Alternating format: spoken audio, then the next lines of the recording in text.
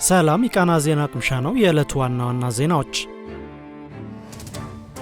የኢትዮጵያ ሀገራዊ ምክክር ኮሚሽን ከሐምሌ 8 ቀን 2018 ዓ.ም ጀምሮ ለሚካሄደው ሀገራዊ ምክክር ጉባኤ የአመካካሪዎች ስልጠና መስጠት ጀመረ። ኮሚሽኑ ለሀገራዊ የምክክር ጉባኤው የሚያደርጋቸውን የቅድመ ዝግጅት ስራዎችን መቀጠሉን የገለጸ ሲሆን ዛሬም በአዲስ አበባ ኃይሌ ግራንድ ሆቴል የሀገራዊ ምክክር ጉባኤው አመካካሪዎች ሁለተኛ ዙር ስልጠናን መጀመሩን ጠቁሟል። በስልጠናው መክፈቻ ንግግር ያደረጉት የተቋሙ ዋና ኮሚሽነር ፕሮፌሰር መስፍን አራያ የሀገራዊ ምክክር ሂደት ከስሜታዊነት ወደ ምክንያታዊነትና መግባባት ደረጃ እንዲደርስ የአመካካሪዎች ሚና የላቀ እንደሆነ ጠቁሟል። የስልጠናው ዓላማ አመካካሪዎች አካታችና ገለልተኛ የምክክር ሂደትን እንዲያሳልጡ የሚያስችላቸውን እውቀትና ክህሎት እንዲጨብጡ ለማድረግ መሆኑንም ዋና ኮሚሽነሩ አስገንዝበዋል። በኢትዮጵያ የተባበሩት መንግስታት ድርጅት የልማት ፕሮግራም አስተባባሪ ሳሙኤል ዶኤ በበኩላቸው አመካካሪዎች የሀገራዊ ምክክር ጉባኤው መርሁን ጠብቆ እንዲከናወን የወሰዱትን ስልጠና ተጠቅመው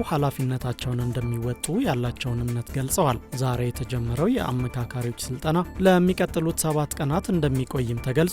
ስልጠናውንም መቀመጫቸውን በስዊድንና ኔዘርላንድስ ያደረጉና በሰላምና በግጭት አፈታት ላይ ከሚሰሩ ዓለም አቀፍ ተቋማት የተውጣጡ ባለሙያዎች እንደሚሰጡ ኮሚሽኑ በኦፊሴላዊ የፌስቡክ ገጹ ባወጣው መግለጫ ጠቁሟል።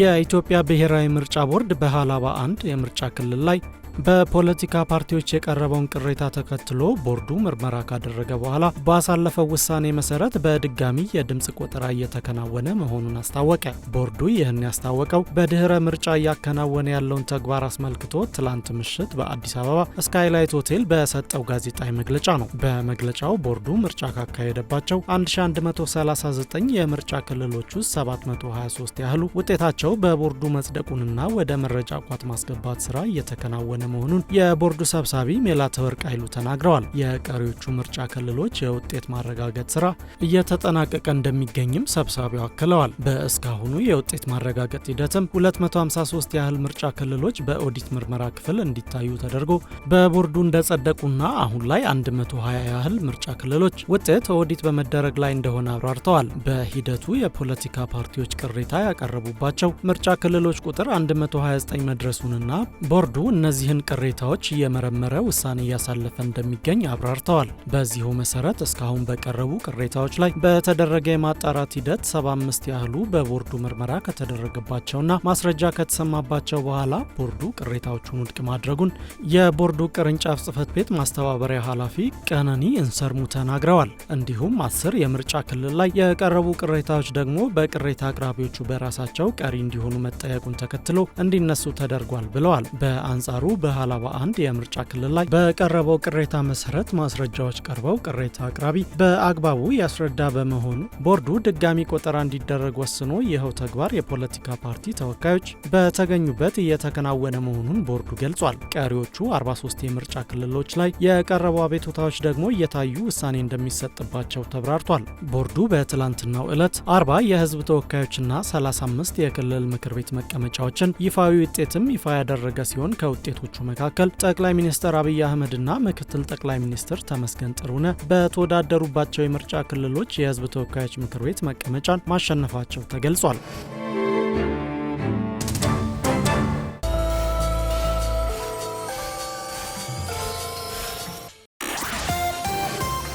የኢትዮጵያ ቡናና ሻይ ባለስልጣን የቡና ምርታማነትን ለማሳደግ የሚረዳ የቡና መልሶ ማቋቋም ፈንድ ለመመስረት የሚያስችል ጥናት ማድረጉን ገለጸ። ባለስልጣን መስሪያ ቤቱ የቡና ዘርፉን ችግሮች ለመፍታት ያለመውን ፈንድ ለማቋቋም የተዘጋጀው ጥናት ላይ ባለድርሻ አካላት በተገኙበት ውይይት ማድረጉን ጠቁሟል። ጥናቱ የተዘጋጀውም የምግብና መሬት አጠቃቀም ጥምረትና ሌሎች ባለድርሻ አካላት ጋር በመተባበር እንደሆነ ጠቁሟል። ጥናቱም 80 በመቶ የሚሆነው የቡና ምርትና ምርታማነት መቀነስ የሚከሰተው በጉንደላና ንቅለ ተከላ ባለመከናወኑ ምክንያት እንደሆነ ጠቁሟል። በመድረኩ የተገኙት የባለስልጣን መስሪያ ቤቱ ዋና ዳይሬክተር ዶክተር አዱኛ ደበላ 95 በመቶ ቡና አምራቾች ከ2 ሄክታር በታች አነስተኛ የቡና እርሻ ላይ እንደሚሰሩ ጠቅሰው ያለባቸውን የምርታማነት ችግር ለመቅረፍ የቡና ጉንደላና ንቅለ ተከላ መከናወናቸውን ጠቁመዋል። ባለፉት 5 ዓመታት 500 ሺህ ሄክታር የቡና ማሳ ላይ የቡና ጉንደላና ያረጁ ዛፎች ንቅለ ተከላ መከናወኑንም ገልጸዋል። ሆኖም የተፈለገውን የሚፈልገውን ውጤት ለማምጣት በቴክኖሎጂ የታገዘ ስራ መስራት ማስፈለጉን የገለጹት ዋና ዳይሬክተሩ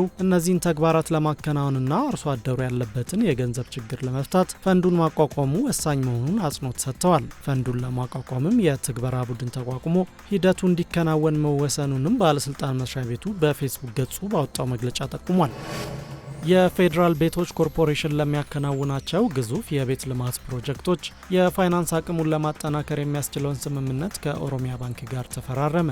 ስምምነቱን የኮርፖሬሽኑ ዋና ስራ አስፈጻሚ ዶክተር ረሻድ ከማልና የባንኩ ዋና ስራ አስፈጻሚ ተፈሪ መኮንን ተፈራርመዋል። ከባንኩ ጋር የተደረገው ስምምነትም ኮርፖሬሽኑ ለሚያከናውናቸው የቤት ልማትና ተያያዥ ስራዎች አስተማማኝ የፋይናንስ ስትራቴጂካዊ አጋርነትን የሚያረጋግጥ እንደሆነ ተገልጿል። ዶክተር ረሻድ ኮርፖሬሽኑ ለሚያከናውነው ሰፊ የቤት ልማት ፕሮግራም የአገር ውስጥ የፋይናንስ አቅምን በውጤታማነት ለመጠቀም በትኩረት እየሰራ እንደሚገኝ ጠቁሟል። የኦሮሚያ ባንክ ዋና ስራ አስፈጻሚ በበኩላቸው ከኮርፖሬሽኑ ጋር በጋራ መስራት ለአገር ኢኮኖሚ ትልቅ ጠቀሜታ እንዳለው ገልጸዋል። ሁለቱ የስራ ኃላፊዎችም ለስምምነቱ ሙሉ ተግባራዊነት ያላቸውን ቁርጠኝነት እንዳረጋገጡ ኮርፖሬሽኑ በኦፊሴላዊ የፌስቡክ ገጹ ባወጣው መግለጫ ጠቁሟል።